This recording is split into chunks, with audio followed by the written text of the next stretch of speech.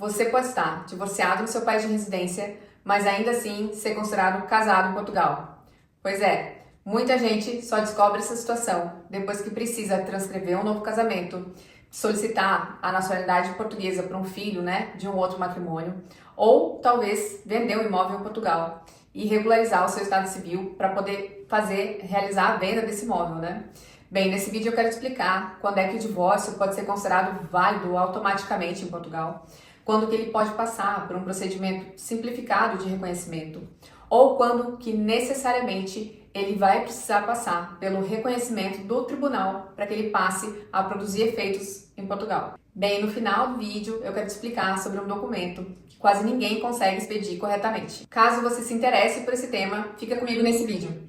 Bem, existem três situações completamente diferentes que vão variar ali de acordo com o contexto.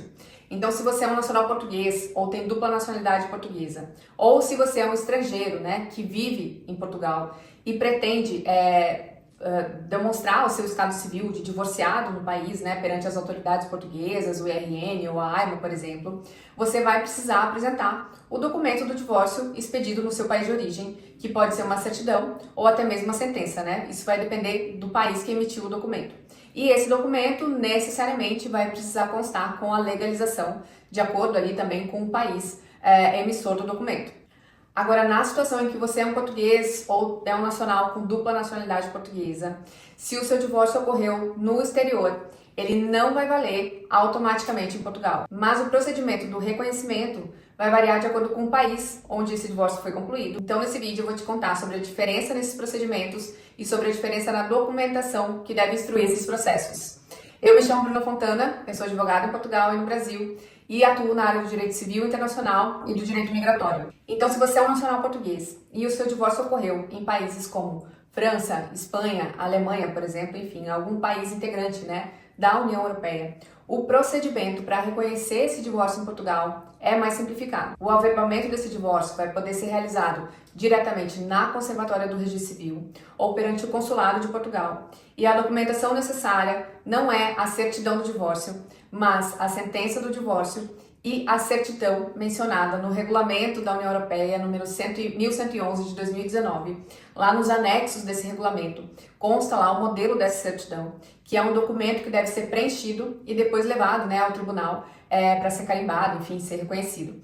E aí, com essa documentação, você consegue averbar de maneira mais simplificada o divórcio que ocorreu no âmbito de algum dos países da União Europeia. Agora, caso o seu divórcio tenha ocorrido em países como a Suíça, o Reino Unido, o Brasil, Estados Unidos, Canadá, enfim, algum outro país que não integre a União Europeia, ele necessariamente, para ser reconhecido em Portugal, vai precisar passar pelo reconhecimento do tribunal antes que a gente consiga fazer o averbamento no registro civil. Bem, os documentos necessários vão ser a sentença do divórcio e a certidão do trânsito em julgado. Essa certidão varia bastante, de acordo com o país que emitiu a decisão. Eventualmente, ela não vem explícita no documento, mas ainda assim a gente consegue fazer o reconhecimento. E esses documentos vão ter que ser legalizados com a apostila de Haia, caso o país emissor tenha feito parte da Convenção de Haia. Agora, um detalhe, para a gente conseguir reconhecer o divórcio, é preciso que primeiro o casamento tenha sido transcrito, caso o casamento tenha ocorrido no estrangeiro, ou tenha sido efetivamente realizado em Portugal. Bem, por que isso é importante? Porque a partir do momento em que você está com o seu registro civil atualizado, você vai, por exemplo, poder transcrever um novo casamento e o seu cônjuge vai poder solicitar a nacionalidade portuguesa em virtude desse casamento. Também nos casos em que vocês pretendem viver em Portugal ou em algum outro país da União Europeia, tem que ser transcrito o casamento primeiro na ordem jurídica portuguesa e, consequentemente, na ordem jurídica europeia. Isso também vai servir para corrigir ali eventuais inconsistências no seu registro civil, para que você possa atribuir a nacionalidade portuguesa a um filho, por exemplo, de um outro casamento. E outro caso muito recorrente é quando os portugueses recebem um imóvel por herança, por exemplo, e querem vender esse imóvel, mas eles descobrem que em Portugal eles estão casados e, portanto, precisam da anuência do ex-cônjuge para poder fazer a venda desse imóvel. Então, se você é português, o ideal é não esperar muito para fazer essa atualização, tá? Porque, por exemplo, no processo judicial, se o ex-cônjuge participa junto da ação, o processo é muito mais simples e corre muito mais rapidamente. E também, quanto mais cedo você atualizar esse registro civil, mais fácil vai ficar para encontrar a documentação necessária. Porque pode acontecer, por exemplo, de o ex-cônjuge ter que transcrever primeiro o casamento e para a transcrição desse casamento ele ter de apresentar a certidão de nascimento do ex-cônjuge do qual ele se divorciou já há muitos anos. Bem, então me conta aqui nos comentários em qual país ocorreu o seu divórcio para que eu possa te ajudar.